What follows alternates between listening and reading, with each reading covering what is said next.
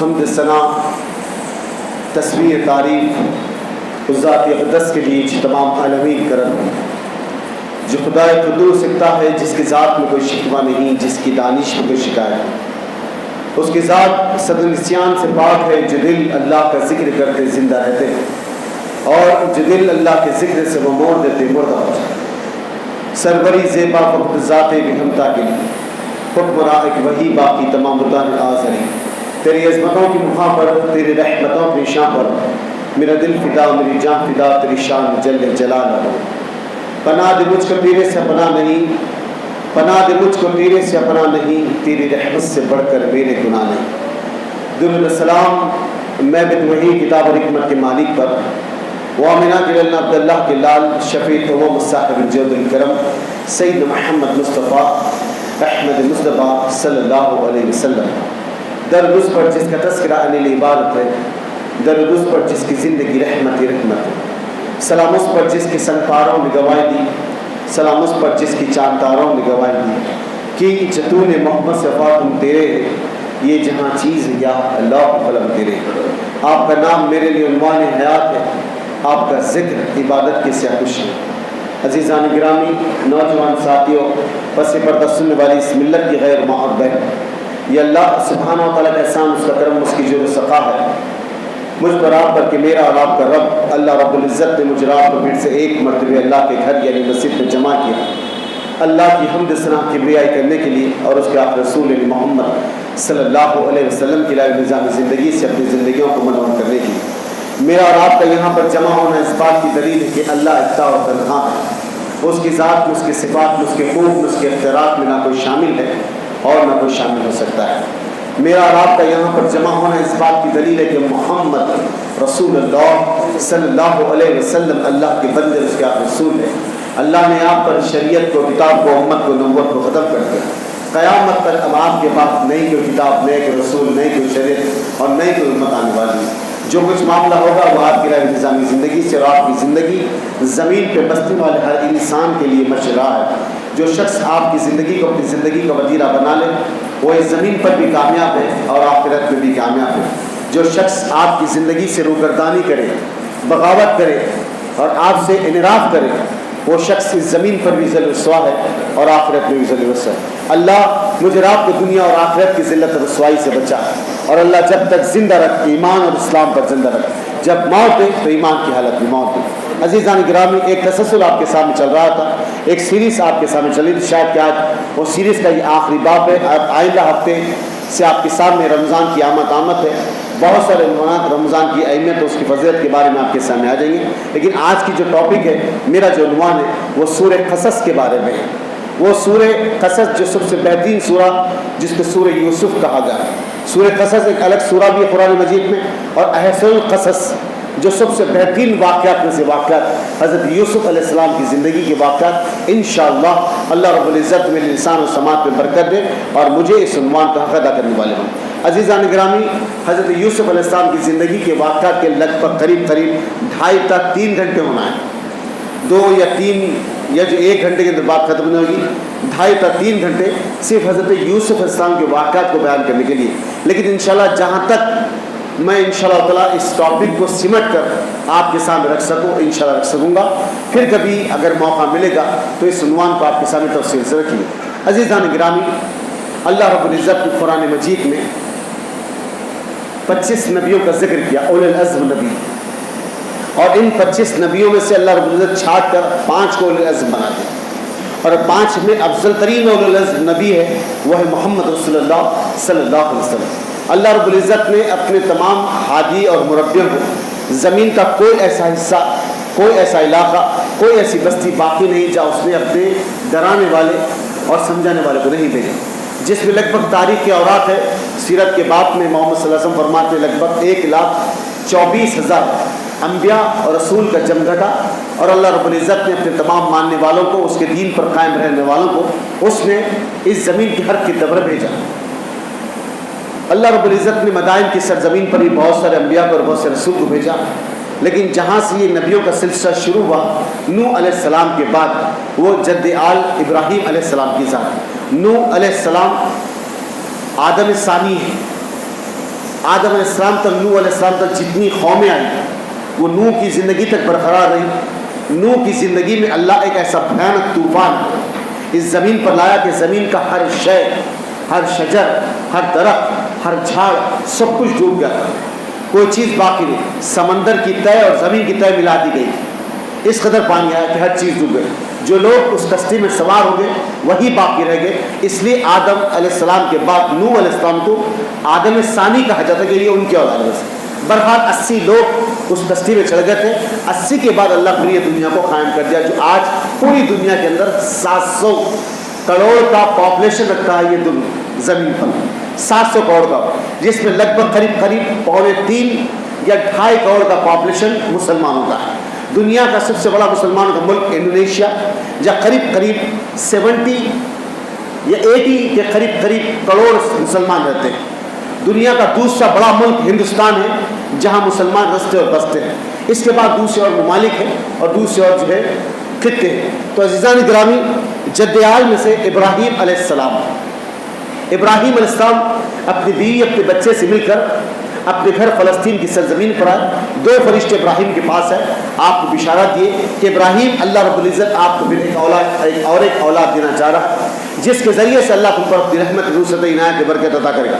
ادھر لگ بھگ قریب 80 کے سمت حضرت سارہ کی عمر، اور قریب 100 سال کے قریب حضرت ابراہیم کی عمر۔ اللہ نے اس عمر میں پھر سے ایک بچہ ابراہیم علیہ السلام کو دیا۔ بڑا بچہ اسماعیل علیہ السلام، جو وادی غیر ذی زرع مکہ کی سرزمین پر اماں جان حضرت حاجرہ کے ساتھ ہے۔ چھوٹا بچہ اسحاق علیہ السلام، جس کی بشارت فرشتے آگے ابراہیم علیہ السلام کو دیے۔ اب فرشتے کہتے ہیں ابراہیم، اللہ نے اس بچے کے نام رکھ لیا ہے جو اب تمہیں اولاد دے گا۔ ابراہیم علیہ السلام نے کہا کہ رب العالمین وہ کون سا بچہ ہے؟ تو کہا اس بچے کا نام اسحاق ہوگا۔ یہ 2 اگر بند کر دے تو مہربانی، یہ دونوں بند کر دیجیے۔ اس کا نام اسحاق ہوگا۔ اسحاق کے بعد لڑکا جو پیدا ہوگا اسحاق سے، اس کا نام یعقوب ہوگا۔ یعقوب سے جو لڑکا پیدا ہوگا اس کا نام یوسف ہوگا۔ ایک ترتیب وار اللہ رب العزت نے فرشتوں کے ذریعے سے ابراہیم علیہ السلام کو بشارت دیا۔ پہلی بشارت یہ ہے کہ ابراہیم تمہیں اللہ ایک اور ایک لڑکا دے گا، اس کا نام اللہ رکھ لیا ہے، اسحاق ہوگا۔ اسحاق جب بڑا ہوگا، جب نکاح کرے گا، اسحاق سے جو لڑکا پیدا ہوگا اس کا نام یعقوب ہوگا۔ یعقوب سے جو لڑکا پیدا ہوگا اس کا نام یوسف ہوگا۔ یہ بشارتیں ہیں اسماعیل علیہ السلام کے والد حضرت ابراہیم علیہ السلام، جدیال انبیاء کے باپ ابراہیم علیہ السلام۔ عزیزان گرامی، ابراہیم علیہ السلام کے بعد اس واقعات، اس حقیقت کے ساتھ اللہ رب العزت نے اپنے نبی، اپنے پیغمبر کو اس سرزمین پر اپنی رحمت، نصرت، عنایت دے کر بھیجا۔ اب ادھر ابراہیم علیہ السلام کی دعا قبول ہوئی، فرشتوں کی بشارت مکمل ہوئی۔ یعقوب کے گھر اللہ نے یوسف کو دے دیا۔ مدائن کی سرزمین جو سارے مدائن سے بھی مشہور ہے، اس مقام پہ یعقوب علیہ السلام اپنے بچوں کے ساتھ ہے۔ یعقوبی علیہ السلام وہ شخص ہے جس نے یہودیوں کی بنیاد ڈالی۔ جو آج پوری دنیا میں یہود نظر آتے ہیں، یہ یعقوب کی اولاد میں سے۔ نصرانی جتنے نظر آتے آپ کو، یہ بھی یعقوب کی اولاد میں سے، جو حضرت عیسیٰ علیہ السلام کے ماننے والے۔ مسلمان جو پوری دنیا میں نظر آتے، یہ اسماعیل علیہ السلام کی اولاد میں سے۔ 3 قومیں اس عالم کے اندر جو رجسٹرڈ ہے، جس پر اللہ نے اپنی کتابوں کو نازل کیا، تورات، زبور اور انجیل، قرآن مجید۔ ان تمام کتابوں میں سے افضل ترین کتاب قرآن، جو قیامت تک باقی رہنے والی 3 کتابوں کو مسخ کر دیا گیا اور اٹھا لیا گیا۔ تو بہرحال یعقوب علیہ السلام یہودا ان کی نسل میں سے اور بنی اسرائیل ان کی نسل میں سے۔ الغرض فلسطین کی سرزمین پہ یہ لوگ آگے اپنی زندگی کے معاملات کو گزارے۔ اس درمیان میں یوسف علیہ السلام نے خواب دیکھا اور اپنے باپ سے کہا کہ ابا میں خواب دیکھا ہوں کہ 11 ستارے مجھ کو سجدہ کر رہے ہیں۔ یہ خواب کی تعبیر میں سب سے بڑے ماہر تھے اور خواب کی تعبیر بتا کرتے تھے۔ خواب کی تعبیر کے تعلق سے نبی کریم صلی اللہ علیہ وسلم فرماتے کہ خواب کی تعبیر بتانے والے کو خواب کی تعبیر کے تعلق سے پوچھنا چاہیے۔ ایسے لوگوں کو نہیں پوچھنا چاہیے جو تعبیر بتا نہیں سکتے۔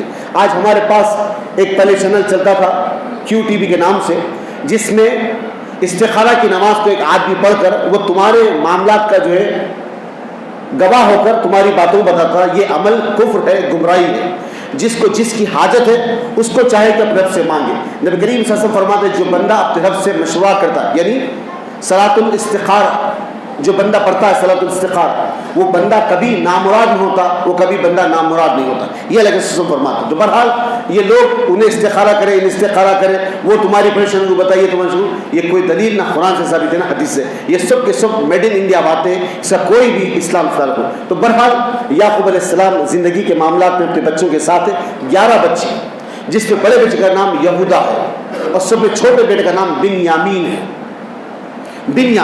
بنیامین سے بڑے جو ہے حضرت یوسف علیہ السلام۔ یوسف علیہ السلام اپنے والد کے ساتھ ہے اور والد سب سے زیادہ یوسف علیہ السلام کو چاہتے ہیں، اور یہ جو بڑے بچے ہیں جو یہودا کے ساتھ اور جو آپ کے دوسری بیویوں کے بچے ہیں، ایک بیوی سے 2 بچے جو یوسف اور بنیامین، باقی تمام دوسری بیویوں سے جو بچے ہیں وہ یہ کہتے ہیں کہ ہمارے باپ ہم کو چھوڑ کر یوسف کو زیادہ محبت کرتے ہیں، یوسف کو زیادہ چاہتے ہیں، تو گویا ہم باپ کے درمیان میں یوسف کی محبت کو ختم کر دیں۔ تو کوئی کہتا ہے کیا کریں گے؟ کہا کہ ہم یوسف کا قتل کر دیں گے۔ تو بڑا بھائی کہتا ہے یہودا نہیں، ہم یوسف کو نہیں مار سکتے، یہ گناہ ہے، ہم اس کو کسی اور جگہ لے جا کر چھوڑ دیں گے کہ وہ ہمارے باپ کی نگاہوں کے درمیان سے اوجھل ہو جائے، دور ہو جائے۔ اس طرح پلاننگ اور پروگرامنگ بنی۔ ایک بار بہت بڑا میلہ مدائن کی سرزمین پر لگا، تو باپ سے بچے کہتے کہ ابا ایک بہت بڑا میلہ لگا ہوا ہے، اگر آپ اجازت دیں تو ہم اپنے چھوٹے بھائی یوسف کو بھی اپنے ساتھ لے جانا چاہتے، وہ بھی کھیل کود کر تمام جو ہے وہ تمام نمائش کی تمام چیزوں کو دیکھ لے گا، وہ میلے کی تمام ہر چیزوں کو جان لے گا، اگر آپ اجازت دیں تو ہم اسے لے جانا چاہتے ہیں۔ تو باپ کہتا ہے کہ نہیں میرے بچے، یہ میرا اپنا بچہ ہے جس کو اپنے دل سے لگا کر رکھتا ہوں، اس کو اپنی نگاہوں سے دور ہونے نہیں دیتا۔ کہا کہ ابا آپ ہم پر یقین کیوں نہیں کرتے؟ ہم یوسف کو دھکا لگنے بھی نہیں دیں گے۔ بہرحال جیسی تیسے باتیں کر کر باپ کو سمجھا کر بچوں نے یوسف علیہ السلام کو لے کر نکلے۔ جیسے گھر کے باہر لے کر نکلے، اب آپ پر لوگوں نے، اپنے خرابتدار اپنے بھائیوں نے آپ پر دغوت کرنا شروع کر دیا، یعنی آپ کو ڈھکلنا شروع کر دیے، مارنا شروع کر دیے، کوئی آپ کا کپڑا کھینچنا شروع کر دیا، اس طرح آپ کو ستاتے اس سرزمین پر لے جاتے جہاں آپ کا قتل کرنا ہے۔ تو کسی نے کہا کہ آپ کا قتل نہ کریں بلکہ سوکھی باڈی میں آپ کو پھینک دیں۔ حضرت یوسف علیہ السلام کو اٹھا کر ایک سوکھی باڈی میں ڈال دیا گیا، اس باڈی کے پتھر کے کنارے آ کے بیٹھ گئے، نیچے شاید پانی تھا، اوپر آپ کنارے پر آ کر بیٹھ گئے۔ اب اللہ رب العزت یہ آیت کو نازل کیا سورہ یوسف، اللہ تجھے یہاں سے سلامت نکالے گا اور عظیم جگہ تجھے لے جائے گا اور تیرے بھائیوں کو تیری نگاہوں کے سامنے ذلیل کر دے گا۔ یہ جب آیت آئی، یہ آیت کب نازل ہوئی؟ نبی کریم صلی اللہ علیہ وسلم کے قلب پہ اس وقت نازل ہوئی جب اللہ کے رسول صلی اللہ علیہ وسلم نے کہا کہ آج یہ دن، یہ سال، یہ مہینہ میرے لیے غم کا سال ہے۔ یعنی اللہ کے رسول کے 2 اٹوٹ رشتے، ایک آپ کا چچا جو 8 سال کی عمر سے 51 سال تک اپنے بھتیجے کے ساتھ ہے، وہ رفیق چچا ابو طالب کا انتقال ہوا، وہ رفیق حیات جب پورا مکہ آپ کی ذات کا انکار کر رہا تھا، وہ تنہا عورت آپ کی ذات کا اقرار کر رہی تھی جس کا نام حضرت خدیجہ بنت خویلد ہے، یہ دونوں کا انتقال ہوا۔ تو اس دن آپ نے کہا عام الحزن، یہ میرے لیے غم کا سال ہے، یہ میرے لیے غم کا سال ہے۔ اللہ اس سال نبی کے قلب پر یہ سورت کو نازل کیا جس کا نام سورہ یوسف ہے۔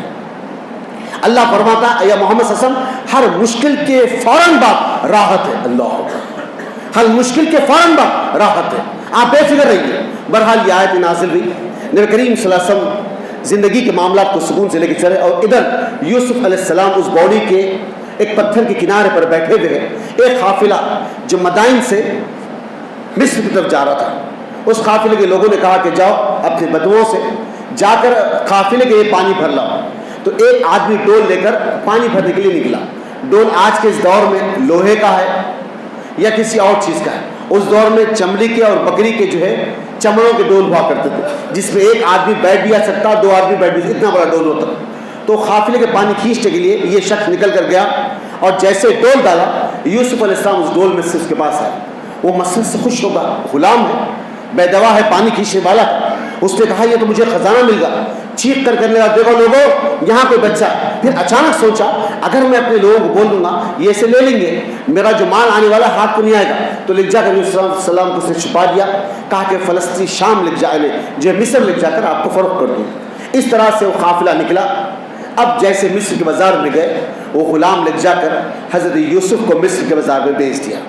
کتنے دینار میں؟ تاریخ کے اوراق تک 20 دینار میں، 20 دینار میں حضرت یوسف علیہ السلام کو بیچ دیا گیا۔ جب یوسف علیہ السلام کو بیچ دیا گیا تو کون خریدے؟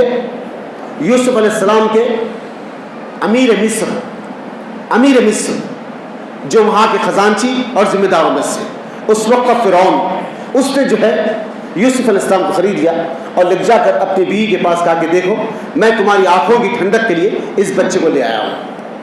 جیسے زلیخا نے یوسف علیہ السلام کو دیکھا، کہا کہ سبحان اللہ بڑا پیارا بچہ ہے، آپ نے یوسف علیہ السلام کو اپنے سینے سے لگایا اور آپ کی پرورش کرنا شروع کر دی۔ لگ بھگ ادھر یوسف علیہ السلام کے والد بچے کی یاد میں اپنی آنکھ سے آنسو بہاتے، اس قدر روتے کہ آپ کی آنکھوں کی بینائی چلے گئی۔ باپ کے بعد جب بچے گئے تو کہنے لگے ابا ہم کھیل میں مصروف تھے، ایک بھیڑیا آیا اور یوسف کو چبا ڈالا، ہم بچانے گئے تک یوسف کو چبا دیا۔ تو کپڑا سامنے سے پٹھا ہوا نے پیچھے سے پٹھا ہوا تھا، تو باپ نے دیکھ کر کہا کہ بڑا رحم دل تھا وہ بھیڑیا جس نے میرے بچے کو سامنے سے چبانے کے بعد پیچھے سے چبا گیا۔ بہرحال بچوں کی جھوٹ کو آپ سمجھ گئے، تنہا رہ گئے اور اپنے بچے کی یاد میں روتے رہ گئے۔ اس طرح باپ اور بیٹے کی جو محبت ہے، اولاد کی محبت جو والدین کے پاس ہے، اس کا ایک عظیم ترین اظہار ہے یوسف علیہ السلام کے لیے حضرت یعقوب کی ذریعے سے۔ بہرحال زندگی کے معاملہ چلے، وقت گزرتا چلا، ادھر یوسف علیہ السلام محل میں پل رہے، بڑے ہو رہے، اللہ راحت عطا کیا، خیر عطا کیا۔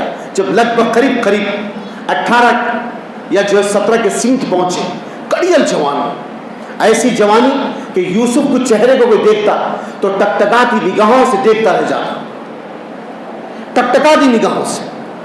جب یوسف علیہ السلام پر زلیخا کی کنیسوں نے کہا کہ تم ایک معاملے سے ایک غلام کو دل دے بیٹھی، ایک معاملے سے غلام کو دل دے بیٹھی، تو اما جان حضرت عائشہ صدیقہ فرماتی ہے یوسف کو دیکھ کر اس وقت کی عورتوں نے اپنی انگلیوں کو کاٹ لیا۔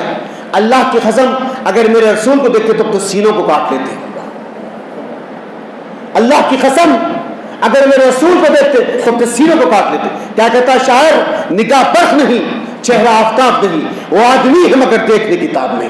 محمد صلی اللہ علیہ وسلم کی ذات خوبصورتی کی بارے میں علامت رحمت نصرت عنایت برکت اللہ سب نبیوں کے ساتھ عطا کیا، عظیم ترین شخصیت محمد رسول اللہ صلی اللہ علیہ وسلم۔ بہرحال نبی کریم صلی اللہ علیہ وسلم ایک مرتبہ ابو ذر غفاری محمد صلی اللہ علیہ وسلم کو مسجد حرم میں بیٹھ کے دیکھ رہے اور چھپ جا رہے، بڑی دیر کے بعد جب دیکھے تو آپ اپنی آنکھوں کے سامنے سے اوجھل ہو گئے، چلے گئے لگے سلوک کے، تو پریشان ہو گئے، لامے پیر مارتے تھے، شاہراہ پر راستے پر آ گئے، ایک بچہ اچھلتے کودتے آپ کے سامنے جا رہا، وہ بچہ علی ابن ابی طالب تھے۔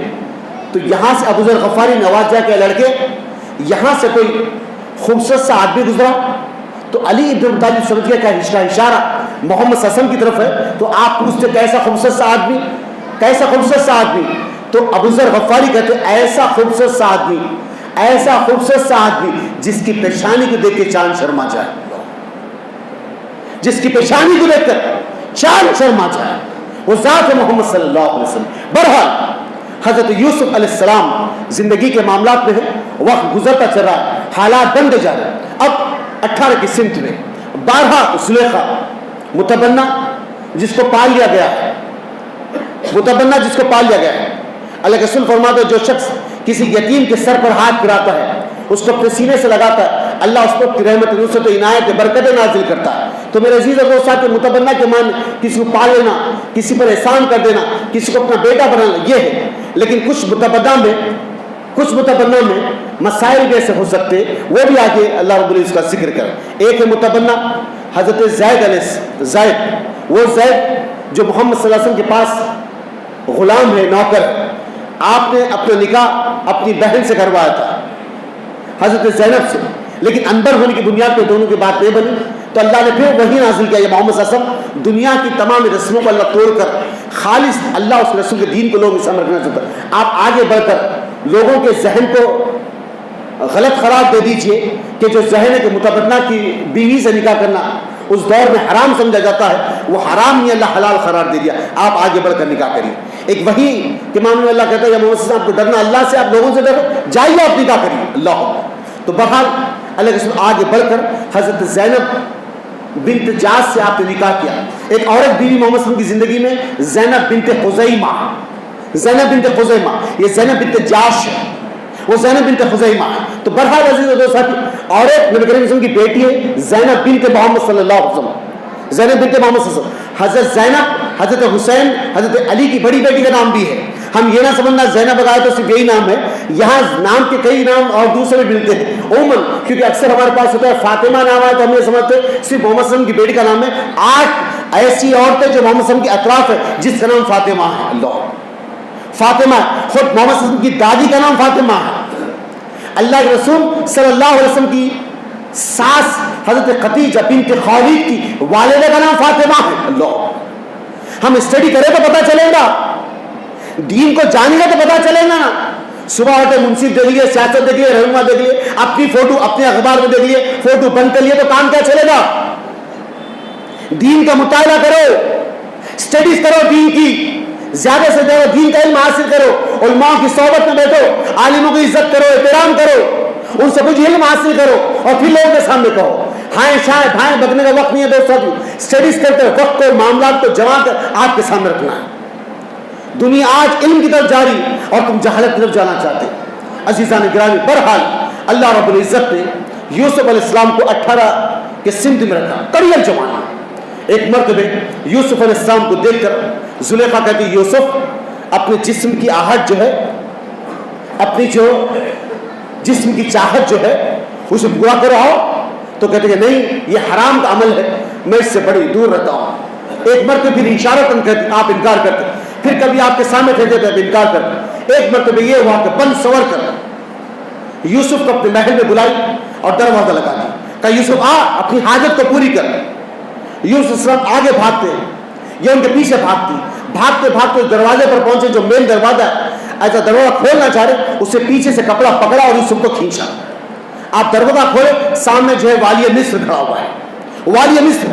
تو زلیخا پلٹ کے کہتی دیکھو جس کو ہم نے پالا وہ تمہاری بیوی پر غلط نیت کر رہا ہے. اللہ، جس کو ہم نے پالا وہ تمہاری بیوی پہ غلط نیت ڈال رہا ہے. یوسف علیہ السلام پریشان ہو گئے. یہ کیسی عورت ہے، یہ کیسی عورت ہے؟ میرے دوست ساتھیوں، اللہ کے رسول صلی اللہ علیہ وسلم فرماتے ہیں آپ جسم کے ہڈیوں کا سرما بنا کر بھی بیوی کی آنکھوں میں لگا دیں گے نا تو ایک وقت میں بیوی بنیں گی کیا کرے تم میرے لیے. اللہ، یہ مزاج ہے عورتوں کا. اللہ کے رسول فرماتے ہیں اللہ نے عورت کو تیری پھسلی سے بنایا، اسے سیدھے مت کرو. اللہ یہی سورہ یوسف میں کہتا ہے یوسف ہم اپنے فضل سے تم کو بچا لیے ورنہ یہ عورت تم کو تباہ کر دیتی. اللہ اکبر. یہاں جو ہماری بہنیں بیٹھی وہ نیک اور اچھی ہے، اللہ کرے. یہ عورتوں نے بناؤ، دوسری عورتوں کے تعلق سے کروں گا. اب ایسا نہ ہو آپ گھر کو جاتے شروع گھر میں دھنا دھن کی دھنا دھن. تو الحمدللہ اللہ کرم ہے، یہی عورتیں جس کو آسمان کا رب سلام کرتا ہے. اما جان خدیجہ بنت خویلد کو، حضرت خدیجہ بنت خویلد کو آسمانوں سے اللہ سلام عرض کرتا ہے. سبحان اللہ، یہ معیار ہے. لیکن عورتوں کی فطرت میں چند باتیں ایسی ہے. ایک عورت آئی، محمد صلی اللہ علیہ وسلم نے اس عورت کو دیکھا عکاش کے بازار میں. کہنے لگے اللہ کی بندیوں، میں نے معراج کے وقت جہنم میں سب سے زیادہ عورتوں کو دیکھا ہے. تو عورت ہٹا کے لوگوں کو کہتی یا محمد صلی اللہ علیہ وسلم، یہ تھی اس وقت کی عورتیں، یہ تھی اس وقت کی عورتیں جو سوال کرتی تھی یا محمد صلی اللہ علیہ وسلم کیا آپ کو مرد نظر نہیں آئے؟ جہنم میں پوری عورتیں نظر آئی. تو اللہ کے رسول کہتے ہاں مجھے مرد بھی نظر آئے لیکن زیادہ تعداد عورتوں کی تھی. تو ایک عورت نے پلٹ کے پوچھا یا محمد وہ کیوں، وہ کیوں؟ تو اللہ کے رسول کہتے تیرے کفر کی وجہ سے. اللہ اکبر. کیا کہا اللہ کے رسول نے؟ تیرے کفر کی وجہ سے. تو اس عورت نے کہا اللہ کے رسول کفر ہماری زندگی میں کیسے، جبکہ ہم اللہ کو اللہ مانتے، رسول کو رسول مانتے، اب اس میں کفر کہاں سے آیا؟ تو محمد صلی اللہ علیہ وسلم نے کہا تیرے خاون کی نافرمانی کی وجہ سے. اللہ کیا کہا؟ تیرے خاون کی نافرمانی کی وجہ سے. اللہ اکبر. اللہ بہت ہماری بہنوں میں اللہ سبحانہ تعالیٰ انہیں نیک اور صالح بنائے، ان کی زندگی کے معاملات کو درست کرے اللہ تعالیٰ. تو میرے عزیز اور دوست صاحب، بہرحال یوسف علیہ السلام اب بھاگنے لگے. اس نے کہا کہ دیکھو تمہارے جو ہے متبنہ تمہارے اپنی بیوی پہ کیسی نظر رکھتا ہے. خاموش ہو کے سرد ہو گئے. آپ کو کہا کہ کیا کیا چاہے؟ اس کا ایک علاج ہے جسے کال کوٹری بند کر دیا جائے. اب یہ باتیں مصر کے محل سے نکلی، دریچے گلیوں میں بازاروں میں نکڑوں پہ پھیلی، گاؤں اور خریوں میں پھیلی. لوگ یوسف کو بدنام کرنا شروع کر دی، حضرت زلیخا کو بدنام کرنا شروع کر دی. اس درمیان میں زلیخا کی سہیلیوں نے کہا کہ زلیخا ایک غلام کو دل دے بیٹھی، ایک غلام کو، اس کی کیا حیثیت ہے جو تو سے دل دے بیٹھی؟ تو کہا کہ اچھی بات ہے بیٹھو. اس کی سب سہیلیاں بیٹھ گئی زلیخا کی. یہ رہا پھل فروٹ جو آپ تم کھاتے ہو. تو عورتیں سیبوں کو ہاتھ میں لی اور چاقو سے جو سیب کو چھیننے لگی. کہا غلام کو یوسف کو بلاؤ. یوسف کو ان کے محل میں پیش کیا گیا. تو عورتوں نے یوسف کے حسن کو دیکھا تو اپنی انگلیوں کاٹنا شروع کر لیا، لیکن نگاہ بھر کے جو ہے ہٹانا گوارا نہیں کیا. اللہ اس قدر. تو کہا یہ ہے یوسف جس کو میں اپنا دل دے بیٹھی. بہرحال جب بدنامی زیادہ بڑھ گئی تو بلا کے اپنے شوہر کو کہتی کہ یوسف کو لے جا کر کال کوٹری بند کر دیا جائے. منادی کر دی گئی. ایک گدھے پہ یوسف علیہ السلام کو بٹھا دیا گیا. منادی کرنے والا منادی کرتے پوری بستی پھرا. کہا یہ وہ غلام ہے جس نے زلیخا کے ساتھ بدسلوکی کرنے کی کوشش کی تھی، جس کی سزا یہ ہے کہ اسے جو ہے قید خانے بند کر دیا جا رہا. لے جا کر آپ کو قید خانے بند کر دیا گیا. قید خانے میں جب آپ کو بند کر دیا گیا، آپ کے ساتھ 2 قیدی پہلے سے جرم کرے ہوئے 2 آپ کے ساتھ تھے. 2 آپ کے ساتھ. یہ دونوں میں سے یوسف علیہ السلام سے گفتگو کرتے بات چیت کرتے. بہت جلدی جلدی آ رہا ہوں آپ کے لیے. آپ سے گفتگو کرتے بات چیت کرتے. اس درمیان میں یوسف علیہ السلام نے کہا کہ میں اللہ کی بات کو اللہ کے بندوں کے سامنے رکھتا ہوں. اپنے باپ دادا کے دین پر میں قائم، یعنی ابراہیم اور یعقوب کے دین پر میں قائم ہوں. حساب کے وہی بات لوگوں کے سامنے رکھتا ہوں. بہرحال آپ نے یہ بات ہے کہ اس کے بعد ان دونوں نے خواب دیکھا. 2 غلام جو آپ کے پاس ہے وہ خواب دیکھے. خواب میں ایک غلام کہتا ہے کہ میں خواب دیکھتا ہوں کہ چند چوڑیاں میرے سر پر بیٹھ کر مجھ کو لوٹ کر کھا رہی ہیں. اور ایک کہتا ہے کہ میں انگور کو نچڑ رہا ہوں. انگور کو نچڑ رہا ہوں. تو یوسف علیہ السلام سے یہ دونوں مل کر خواب پوچھتے ہیں کہ یوسف یہ خواب کیا ہے، اس کی تعبیر کیا ہے؟ تو یوسف علیہ السلام نے کہا تم جو انگور نچڑ رہے تھے تم کو شراب پلانے پر معین کر دیا جائے گا. تم شراب پلائیں گے. جس پر چوڑیاں بیٹھ کے کھا رہی تھی، جس کے سر کو لوٹ رہی تھی، اس نے کہا کہ یہ کیا معاملہ ہے؟ تو کہا تیری گردن کاٹ دی جائے گی. تیری گردن کاٹ دی جائے گی. اس نے کہا یہ کیسا؟ کہا کہ خواب کی تعبیر یہی ہے. خواب کی تعبیر یہی ہے. تھوڑے دن کے بعد اس شخص کی گردن کاٹ دی گئی اور اس شخص کو جو چھوڑ کر بادشاہ کے محل میں رکھ دیا گیا شراب پلانے پر. کس کو؟ جو انگور کو نچڑ رہا تھا. بہرحال ابراہیم یہاں پر یوسف علیہ السلام نے کہا کہ اللہ کے بندے تم جب بادشاہ بن جائے تو میری حال حقیقت ان کے سامنے رکھنا اور میرے دوست سے کہنا. وہ اپنے اس بات سے بھول گیا. زندگی کے معاملہ چلے. چند دن کے بعد بادشاہ نے خواب دیکھا کہ فرا بڑی منظم ایک موٹی گائے چھوٹے چھوٹے گایوں کو کھا رہی ہے. یہ پریشان ہوا اور خواب کی تعبیر پوچھا اپنے ویسرائے ملک سے، اپنے لوگوں سے. تو لوگوں نے کہا کہ دیکھو اتنی بڑی بات کو ہم بتا نہیں سکتے، اس کے لیے کچھ فرق ہونا چاہیے. وہ جو شراب پلانے میں تھا بادشاہ کے گھر دربار میں، اس نے کہا کہ آپ اجازت دیں تو میں کال کوٹری میں جا کر ہمارے ایک دوست ہے ان سے کچھ پوچھ کر آ جاؤں کہ وہ تمہارے لیے کچھ جو ہے اس خواب کی تعبیر بتا سکے. کہا جا کر آ. جیل شہر کے باہر تھی، وہاں گیا اور اس نے واقعات کو رکھا. تو یوسف علیہ السلام نے کہا یہ واقعہ بادشاہ کا ہے. کہاں بادشاہ کا ہے؟ یہ خواب بادشاہ نے دیکھا. کہاں بادشاہ؟ تو کہو کہ 7 سال اتنی زبردست فراروانی ہوگی، پانی پڑے گا، اناج نکلے گا، اور 7 سال خواہد ہی خواہد ہوگا. خواہد ہی خواہد ہوگا. جو بوٹی بڑی کھل گئی گائے یہ 7 سال پورے حصوں کھا لیں گی. یہ ہوگا. تو آ کر یہ تعبیر رکھا کہ کہا کہ ایسا ایسا معاملہ ہوا، ایسا ایسا معاملہ ہوا. تو کہا کہ اچھی بات ہے، جاؤ یوسف کو جیل سے چھڑا لاؤ. یوسف علیہ السلام کے پاس پہنچے. کہا یوسف آپ کے تعلق سے بادشاہ کہتا ہے کہ آپ جیل سے واپس آ جائیں. تو یوسف علیہ السلام کہتے کہ نہیں، جب تک مجھ پر جو الزام جھوٹا لگایا گیا ہے اس کو خود وہ لوگ نہیں مٹاتے تب تک میں باہر آنے والا نہیں. اللہ کے رسول کہتے کہ بھلا ہو یوسف کا، کتنے کرب و مشکلات کو سے کر بھی قائم رہ گئے، قائم رہ گئے. میرے عزیز اور دوست ساتھیو، اللہ آغاز کرتا ہے حق کا، صداقت کا. مایوس نہ ہونا، کمزور نہ پڑ جانا. اللہ کی قسم، اللہ کی قسم تم ہی غالب رہو گے، تم ہی سرخ رہو. اللہ تعالیٰ قرآن مجید میں کہتا ہے کیا؟ یمکرون یمکر اللہ واللہ خیر الماکرین. زمین پہ لوگ ایک چال چلتے ہیں اور اللہ آسمانوں پر ایک چال چلتا ہے، اور اللہ سب سے بہتر چال چلنے والا ہے. دنیا کے تمام خطوں میں کہیں بھی کچھ ہوتا ہے تو مسلم کمیونٹی میں لا کے تھوپ دیا جاتا ہے، مسلم معاشرے پہ تھوپ دیا جاتا ہے اور بتایا جاتا ہے فلاں فلاں کام ایسی ایسی جماعت لوگ کریں. اللہ کے لیے، اللہ کے لیے اللہ سے دعا ہے کہ اللہ حق کو حق بنا کر پیش کر دے اور باطل کو باطل بنا کر پیش کر. اللہ حق پرستوں نکال اور ظالموں پر تیرے کولڈے کا عذاب نازل کر. تیرے عذاب نازل کر ان ظالموں جو انسانیت کا دشمن ہے، انسانیت کا دشمن ہے۔ میرے عزیز اور دوست ساتھی، میرے عزیز اور دوست ساتھی، بہرحال یوسف علیہ السلام جب بادشاہ کے سامنے جائے، کہا کہ یوسف ایسا کرے، تو جا کر بادشاہ نے اپنی بیٹی سے، اپنی بیوی کو بلا کر کہا کیا یہ بات حق ہے؟ کہا بے شک یوسف جو کہہ رہے وہ بات حق ہے، میں ہی اس کی طرف راضی ہو کر گئی تھی، وہ تو اللہ کا بندہ مجھ پر ہاتھ تک نہیں لگایا۔ تمام اس کی کنیسوں نے یہی جواب دیا، تمام اس کے نوکروں نے یہی جواب دیا۔ اس کے بعد یوسف کو باعزت اس قید خانے سے بری کیا گیا۔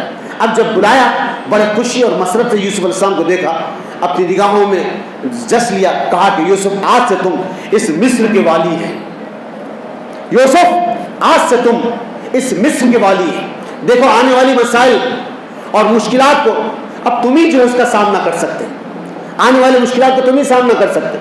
تو عزیز اور دوست ساتھیو، ایک خواب دیکھ چکا تھا بادشاہ کہ یہ 7 سال رحمت اور برکت کے رہنے والے، آنے والے 7 سال خاک کے، پریشانی کے، مشکلات کے، بہت ہی بھیانک ہونے والے۔ تو کیا کیا جائے؟ تو یوسف علیہ السلام نے کہا کہ ابھی سے گندم کو، جو کو، گیہوں کو سیف کرو، بڑی بڑی جو ہے بانگیں بناؤ، دھان کے بڑے بڑے کوٹھے تیار کرو، اور اس میں تمام یہ مال کو ضم کر دو، رکھ ڈالو اور اس کو مکلف کر دو۔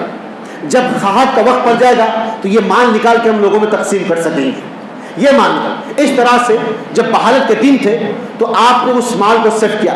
یہ ترتیب ہے ان لوگوں کے لیے جو 500 روپے ہاتھ میں آتے، گاڑی کو بھگاتے، رات میں 500 روپے خرچہ کر کے گھر کو آئے تھے واپس۔ یہ ترتیب ہے ان لوگوں کے لیے 1 لاکھ آنے کے بعد صبح گئے تک 1 روپیہ بھی ہاتھ میں نہ رہے گا۔ تو اللہ کے لیے اللہ اگر آج مال دے رہا ہے تو اس کی کفالت کے ساتھ، خیریت کے ساتھ اور رضامندی کے ساتھ اس کو استعمال کرنے والے بنو۔ اللہ کے رسول کیا فرماتے ہیں؟ امیری کو غنیمت جان، فقیری سے پہلے۔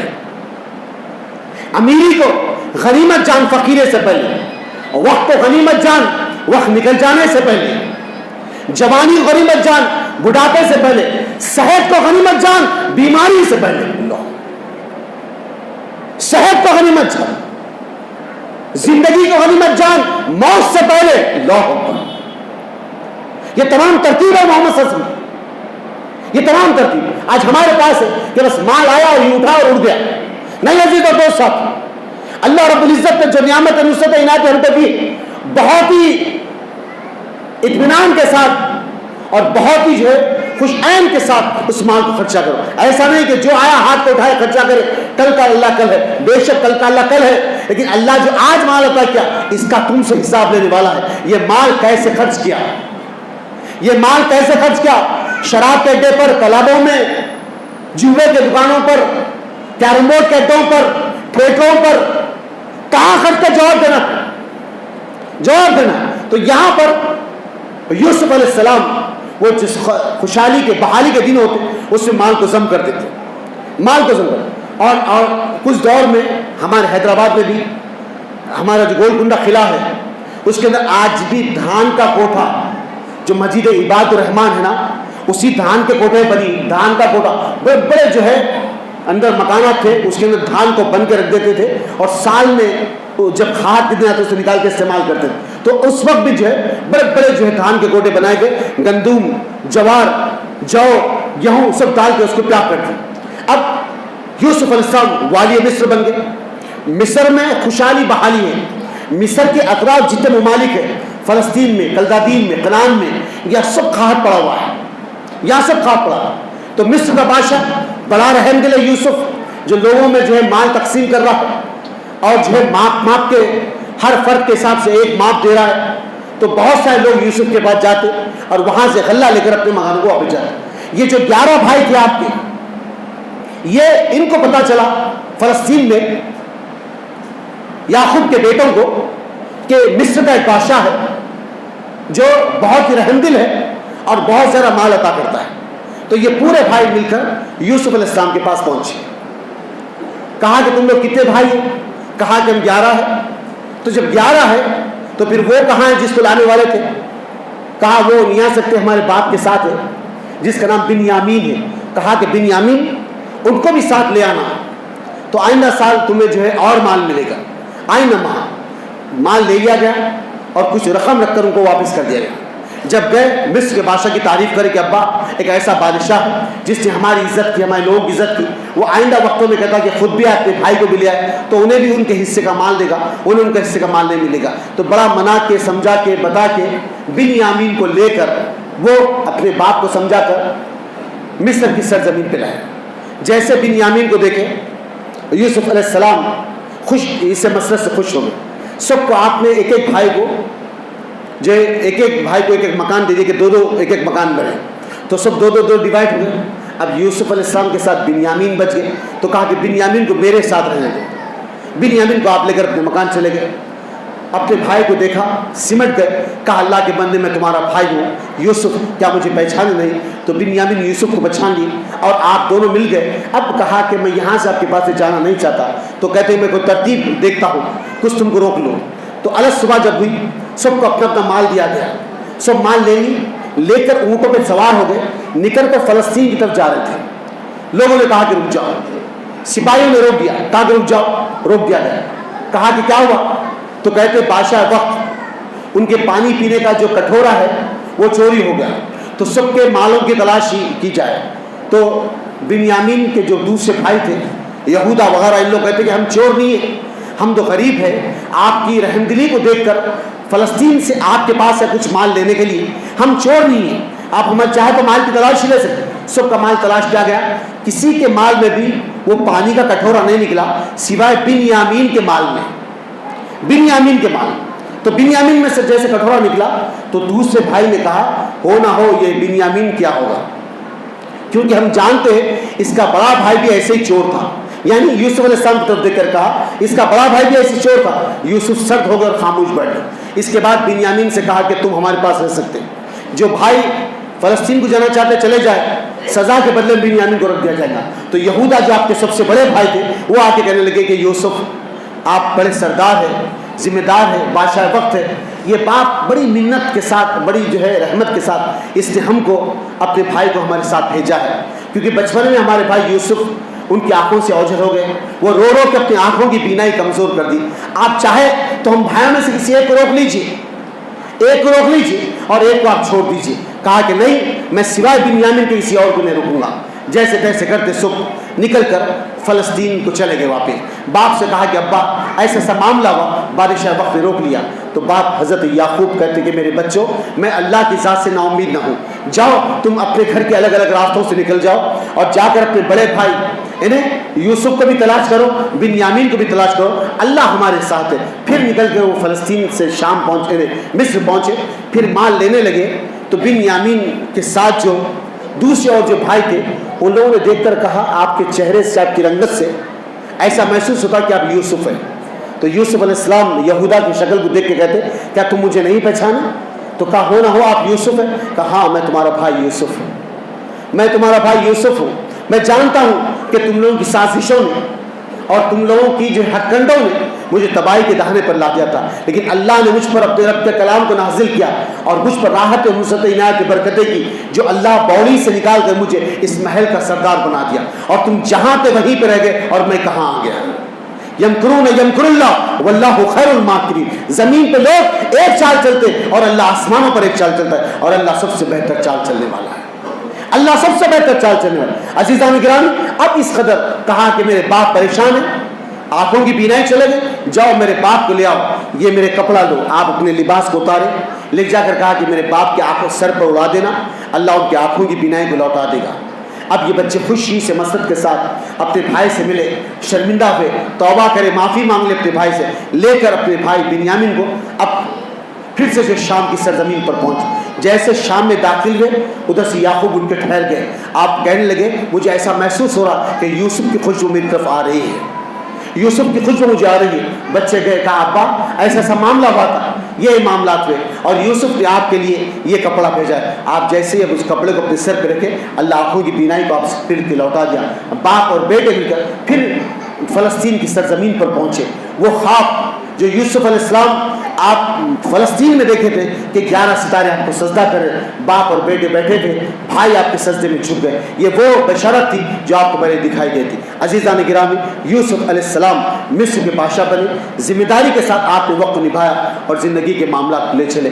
یہ پورا واقعہ اگر آپ کو تلاش کرنا ہے، قرآن کا وہ سورہ جس کو سورہ یوسف کہتے ہیں، اللہ کہتا ہے احسن القصص، یہ سب سے بہترین واقعات میں سے ایک واقعہ ہے. دوسرے انبیاء کے واقعات الگ الگ کی جائے، لیکن سورہ یوسف میں مکمل یوسف علیہ السلام کے واقعات ہیں. اگر اس کی تفسیر کو آپ کو دیکھنا ہے تو احسن البیان میں دیکھیے، یا پھر اگر اس کی اور تفسیر کو دیکھنا ہے تو قصص الانبیاء عبد الرحمن سیواردی کی قرآن قصص القرآن میں، اور قصص الانبیاء اور شیخ جو ہے یعنی جو شیخ وزاد کی کتاب میں. تو بہرحال عزیز و دوست ساتھیو، یہ کچھ واقعات ہیں جو میں نے آپ کے سامنے رکھے. آنے والا وقت آئندہ جمعہ آپ کے سامنے انشاءاللہ رحمت اور نصرت عنایت کی برکتیں لے کر آگا، جس کو رمضان کی رونقیں کہتے ہیں. انشاءاللہ وہ امام صاحب آپ کے سامنے رمضان کی اہمیت اس کے مقام میں بتائیے. آج کا جو رمضان اور اس کی فضیلت و بیان ہوگا مغرب کے بعد سکھ ولیج میں جو جماعت کا حلقہ ہے وہاں شام میں بیان ہوگا، وہاں رمضان اس کی حقیقت پہ انشاءاللہ تعالی بیان ہوگا. عزیزان گرامی، رمضان کی کوئی ایک تاخیرات آپ کے سامنے ہوگی جس میں انشاءاللہ تعالی بہت تفصیل کے ساتھ واقعات آئیں گے. سبحان ربک رب العزت عما یصفون وسلام علی المرسلین والحمد للہ رب العالمین.